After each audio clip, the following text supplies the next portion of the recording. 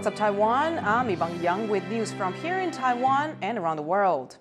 With Taiwan's presidential election just 2 months away, talk of a joint opposition ticket is intensifying. The country's leading opposition candidates have held a secret meeting to discuss joining forces for January's race. Stech Butler reports. A secret meeting in Taipei captured by local media between two opposition presidential candidates, fueling rumours they'd finally reached a deal to form a historic joint ticket for Taiwan's January election. The candidates, former Taipei Mayor Ke Wen-je of the Taiwan People's Party and the Kuomintang's Hou You-yi, are second and third in the polls. To join forces, one of them would need to step back and take the vice presidential spot. But hours later, word from both parties. No deal yet on who'll give way. Despite the challenges, earlier this week, Ke and Hou's parties agreed to work together on legislative races, suggesting that a merger for the presidential campaign, aimed at bringing down the ruling Democratic Progressive Party, might not be too far off. 民进党会搞到今天台湾超过60%以上的民意希望政党轮替，当然是他做太差嘛，对不对？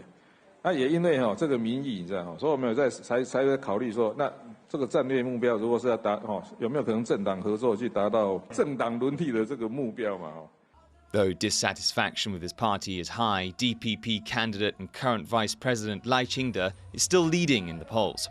To shore up support, he's hinted for the first time he could choose Taiwan's influential envoy to the US, Xiaobi Kim, to be his running mate. 大概社会讨论最多是萧美琴嘛，是，还有郑丽君嘛，是，另外呢还有科技界人士，还有另外其他领域像文化界的人。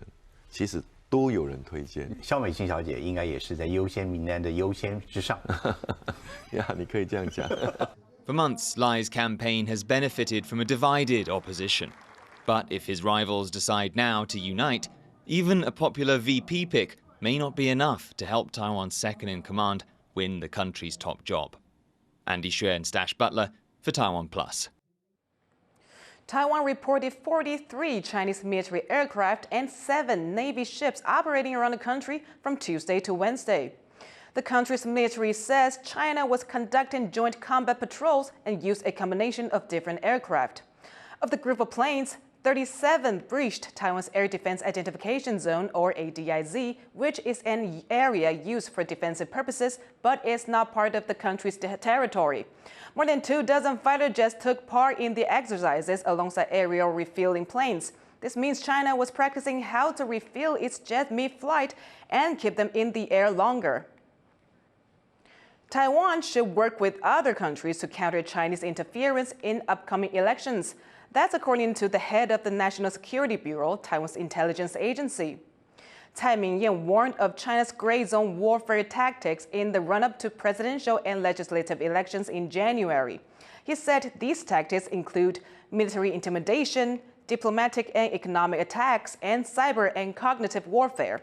Tsai said working with other countries would give a clearer picture of the threat China poses.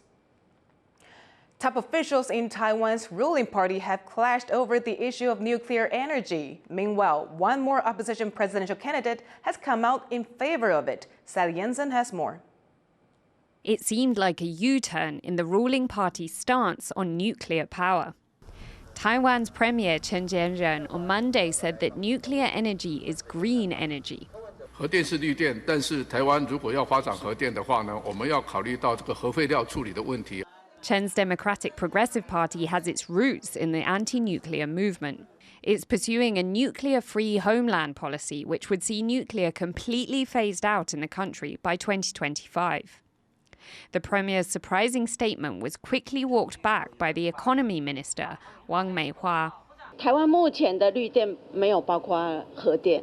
The issue of nuclear power is highly divisive in Taiwan. But successive referendums have shown a significant portion of the public supports its continued use. It's these voters that opposition candidates are targeting in Taiwan's presidential and legislative elections in January. Hou You-yi, the Kuomintang's presidential candidate, has been the most vocal in backing nuclear. And on Tuesday, Ke Wen-je of the Taiwan People's Party announced his energy policy, He said he would not follow the ruling party's nuclear-free homeland policy.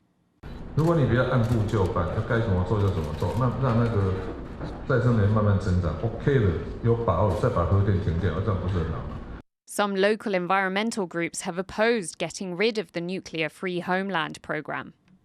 And with polls showing energy security and climate change are important topics for voters, each party's stance on nuclear could be decisive in who takes power in January. Andy Schwer and Sally Jensen for TaiwanPlus.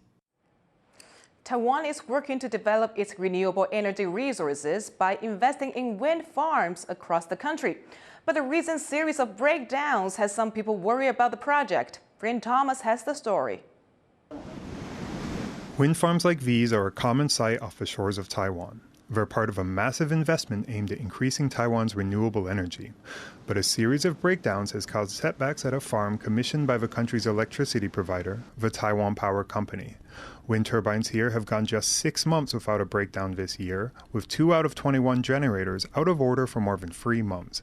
The government is blaming the problem on growing pains. At an inquiry, the Economy Ministry said the production issues will be ironed out by next March. 离岸一起的部分在去年并网哈，那等于是它是一个新的机组。那并网的时候呢，那在相关的跟环境的这个调教，确实花了比较多的时间。那所以就是因为这样，所以看起来好像是很多机组还没有去发电。But not everyone is reassured by that explanation. The Thai Power Company paid foreign contractors $770 million for the wind farm, and lawmakers want to make sure they pay compensation for missing production targets. 契约的要求的可用率是89%，去年85%少了4%。对，每一个 percent 就2100万，每一个 percent 就罚2100万，所以现在是少了4%，罚了8400万。8000多是。 The Taiwan Power Company says they fined the contractor over last year's shortcomings and that repairs and maintenance were covered by contracts. But some are still worried about more potential headwinds as Taiwan tries to achieve its net zero goals. Luffy Lee and Bryn Thomas for TaiwanPlus.